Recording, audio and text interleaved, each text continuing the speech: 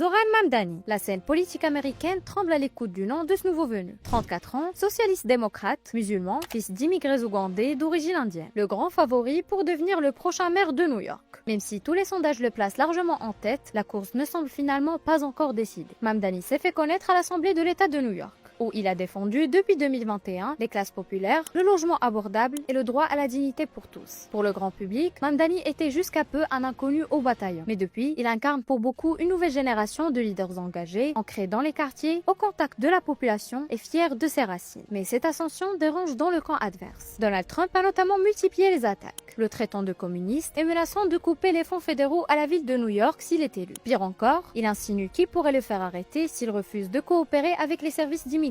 Mamdani n'a pas flanché. Il a répondu « Le président menace de m'arrêter, non pas parce que j'ai violé la loi, mais parce que je refuse que le service de l'immigration et des douanes terrorise notre ville. » Depuis, les attaques islamophobes se multiplient. Mais pour Zoran Mamdani, sa foi est une force, pas un fardeau. Être musulman à New York, c'est vivre la dignité malgré le doute. S'il parvient à remporter cette élection, il sera le premier maire musulman de l'histoire de New York, 24 ans après les attaques du 11 septembre. Alors qu'il s'impose comme le favori d'un scrutin historique, beaucoup voient en lui le symbole d'une Amérique qui change, d'une ville cosmopolite qui assume pleinement sa diversité.